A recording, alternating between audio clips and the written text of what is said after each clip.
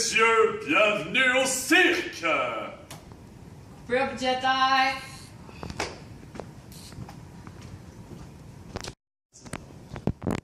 Bonjour, nous on a choisi le Cirque du Soleil parce qu'un cirque représente une classe, une école, un numéro représente une classe, Guillaume représentait Guy la Liberté, Guy la Liberté c'est comme le MELS, c'est le MELS qui va prendre les décisions et qui va tirer les ficelles. Donc s'il y a une coupure budgétaire, c'est le MELS qui va décider. Donc, dans notre fameux Cirque du Soleil, il y a en fait 12 compétences, mais il y en a 5 qui nous touchent plus précisément. Le premier, c'est de concevoir le spectacle pour qu'on puisse savoir exactement ce qu'on va avoir besoin dedans, comment on va arranger les choses. Puis par la suite, il faut piloter ce spectacle-là. Donc, il faut le mettre en action pour que les spectateurs puissent être contents de voir ce qu'on a préparé. Et ce sont les spectateurs qui représentent en fait les parents qui vont évaluer ce qu'on a fait, nous dire s'ils sont d'accord avec ce qu'on a fait ou pas. Et dans tout ceci, on retrouve la gestion de classe. La gestion de classe, en fait, c'est de savoir quand est-ce qu'on va faire la coordination de, par exemple, le cheval qui va rentrer et qui ne rentrera pas en même temps que le lion, par exemple, parce qu'on s'entend que le lion pourrait venir et essayer de dévorer le cheval.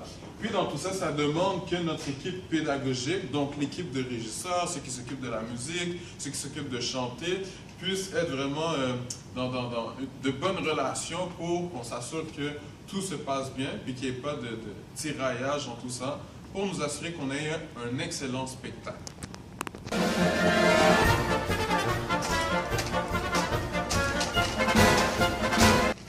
Tiens, c'est à mon tour, c'est ça? Yo, G, dans mon pays, on fait pas ça. Ce qu'on fait, c'est ça.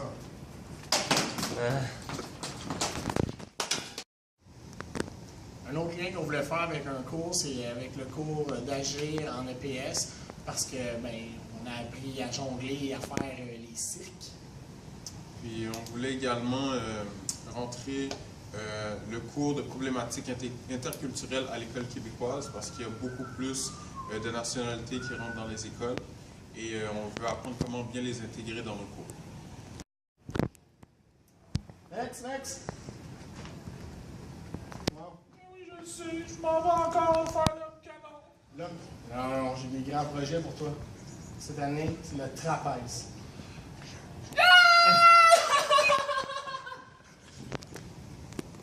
Notre but avec ce sketch-là, c'était de faire un lien avec le cours de Laurent Balaz, activité physique. En situation d'handicap, c'est en fait de démontrer que malgré certaines situations d'handicap auxquelles on peut faire face en milieu de stage et en enseignement, il est toujours possible d'adapter notre enseignement pour le rendre agréable et accessible pour tous les élèves de notre classe.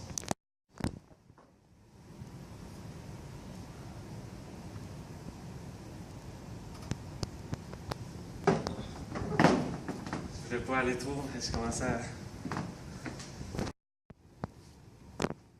Salut la gang! Aujourd'hui, on va jouer au soccer. Hein? Mais non, on faisait du basket, on avait dit. On était dans le soccer la dernière fois, il faut continuer pour faire une progression. Là. Non, si on regarde la planète qu'on a faite, c'était du basket qu'on avait planifié.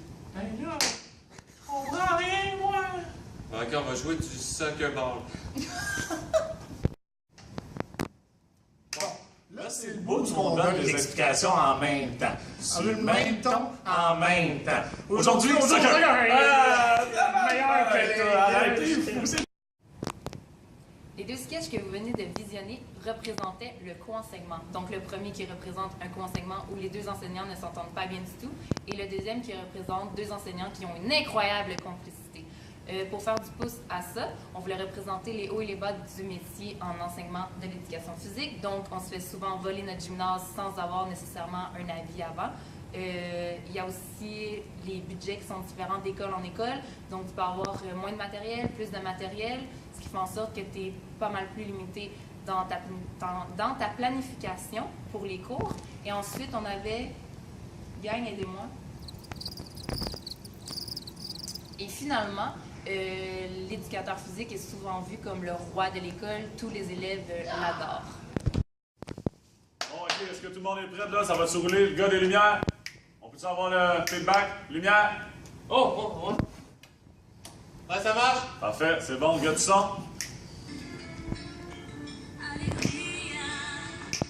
parfait. La petite chorale, les voix. Bon, ben là, tout fonctionne. Let's go, on part la machine. Bonjour, ce petit sketch-là, c'était pour faire un lien avec les collègues, que parfois on travaille avec toutes sortes de collègues, directeurs, éducateurs spécialisés, psychologues, puis il faut rendre les relations les plus harmonieuses possibles pour l'enfant, puis aussi pour le professionnel qui travaille, pas comme le gars des lumières tantôt qui donne mon gaz. Et hop! Et hop!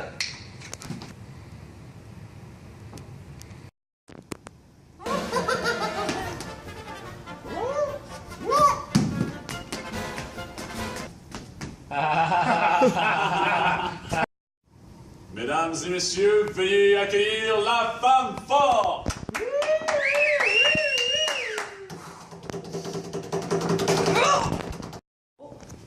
Oh!